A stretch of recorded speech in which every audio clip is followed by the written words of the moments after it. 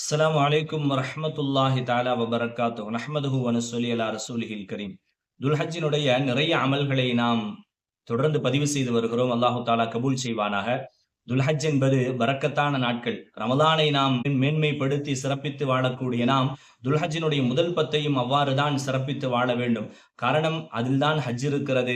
அந்த நாட்களை அல்லாஹ் சிறந்த நாட்களாக சொல்கிறான். குர்ஆனில் சத்தியமிட்டு அந்த நாட்களை புகழ்ந்து பேசுகிறான். அந்த நாளின் அமல்களை அல்லாஹ் விரும்புகிறான். அந்த நாட்களை உலகத்தின் சிறந்த நாட்கள் என்றார்கள் ஸல்லல்லாஹு அலைஹி வஸல்லம். அந்த நாட்களில் தான் அரஃபா இருக்கிறது.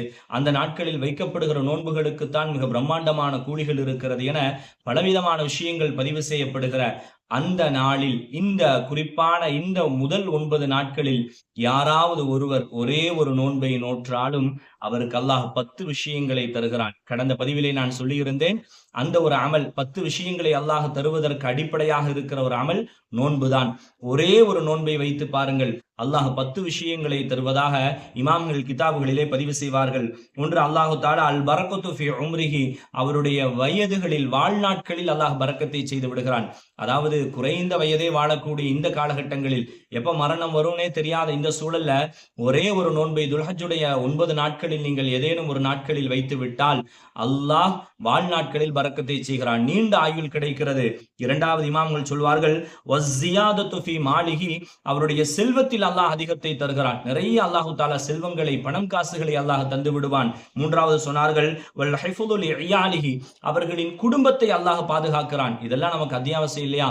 அதாவது நீண்ட ஆயுள் வாழணும், அதே நேரத்துல செல்வமும் வேணும், குடும்பத்தை பாதுகாக்கணும். இதெல்லாம் அல்லாஹு தஆலா ஒரு நோன்பில் தருகிறான். தொடர்ந்து பேசுவார்கள் வ தக்ஃபீரு லி ஸய்யிஆத்திஹி, அவருடைய பாவங்களை அல்லாஹ் மன்னிக்கிறான். வ தضعீஃபு லி ஹஸனாத்திஹி, அல்லாஹ் அவரின் நன்மைகளை பன்மடங்காக மாற்றுகிறான். ஒன்னல்ல, பன்மடங்காக அல்லாஹ் மாற்றுகிறான். வ தஸ்ஹீலு லி ஸக்ராத்திஹி, அவருடைய சக்ராத்துல் மௌத், அதாவது கடைசி நேரத்தை, அந்த சக்ராத்தை அல்லாஹ் லேசாக்குகிறான். ஒரே ஒரு நோன்புல எவ்வளவு பாக்கியம் பாருங்க.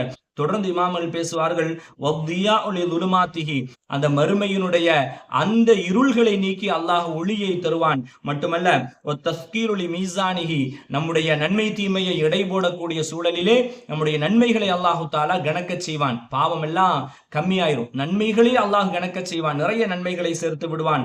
மட்டுமல்ல மறுமையினுடைய எல்லா சிரமங்களிலிருந்தும் அல்லாஹ் நஜாத் என்னும் பாதுகாப்பை, வெற்றியை அல்லாஹ் தருவான். வ ஸுஊது அலா தரஜாத்திஹி, அந்த மறுமையினுடைய அந்தஸ்துகளில் அல்லாஹ் நமக்கு உயர்ந்த அந்தஸ்தை தருவான் என்று இமாம்கள் நமக்கு சொல்லித் தருகிறார்கள். என்றால் அப்படிப்பட்ட சிறப்பான அந்த பாக்கியங்களை, 10 பாக்கியங்களை பெறக்கூடிய நோன்பு என்ற அடிப்படையை இந்த துல்ஹஜ்ஜினுடைய முதல் 9 நாட்களில் வைக்க நாம் முயற்சிக்க வேண்டும். அது மட்டுமல்ல, ஹதீஸ்களில் காண முடிகிறது, இப்னு அப்பாஸ் ரலியல்லாஹு அன்ஹு அவர்கள் சொல்லி காட்டுவார்கள், மன் சாமல் அஷர, யார் இந்த துல்ஹஜ்ஜினுடைய முதல் 10 நாட்களில், ஆரம்ப நாட்களில் யார் நோன்பு வைக்கிறார்களோ, 10 நாள் வைக்க முடியாது, ஏன்னா 10வது நாள் ஈதுல் அத்ஹா, நோன்பு வைப்பது ஹராம்.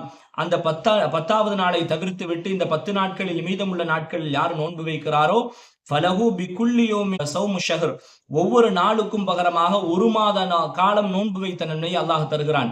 ஒரு நாள் நோன்பு வைக்கிறீங்களா, ஒரு மாசம் வச்ச நன்மை. 9 நாள் நோன்பு வைக்கிறீங்களா, 9 மாதம் நோன்பு வைத்த நன்மை என்றார்கள் இப்னு அப்பாஸ் ரலியல்லாஹு அன்ஹு. தொடர்ந்து சொன்னார்கள் வலஹு பி ஸௌமி யௌமி தர்வியதி ஸனா, ஒரே ஒரு நாள், 8வது நாள், துல்ஹஜ்ஜினுடைய 8வது நாள் ஒரே ஒரு நோன்பு வைத்தீர்கள் என்று சொன்னால் ஒரு வருட காலம் நோன்பு வைத்த நன்மை அல்லாஹு தஆலா தருவதாக ஹஸரத் இப்னு அப்பாஸ் ரலியல்லாஹு அன்ஹு அவர்கள் அறிவிக்கக்கூடிய ஹதீஸை நம்மால் பார்க்க முடியும். மட்டுமல்ல, அரஃபாவினுடைய நாள் நோன்பு வைப்பது, 9வது நாள் நோன்பு வைப்பது 2 வருடங்களின் பாவங்களை மன்னிக்க கூடியதாக அமைகிறது என்று சொன்னால் துல்ஹஜ்ஜிலே மிக ஆக சிறந்த ஒரு அமல் நோன்பு நோற்பது. அந்த நோன்பை வைத்து பாருங்கள், நாம் சொன்ன அந்த 10 பாக்கியங்களோடு இவ்வளவு நன்மைகளையும் அல்லாஹ் தருகிறான் என்று சொன்னால் அந்த நோன்புகள் நம்மை மிகப்பெரிய உயர்ந்த ஸ்தானத்தில் அமர்த்திவிடும். துல்ஹஜ்ஜை நீங்கள் இபாதத்துகளை கொண்டு ஹயாத்தாக்குங்கள். அல்லாஹு தஆலா வெற்றியை தருவானாக. வாழ்நாள் முழுவதும் அவனிடத்தில் மட்டுமே கேட்கும் சூழலை அமைப்பானாக. பிறர்களிடத்திலே கையேந்துவதை விட்டும் அல்லாஹ் பாதுகாப்பானாக. எல்லா விதத்திலும் வெற்றியாளர்களாக அல்லாஹ் வாழச் செய்வானாக.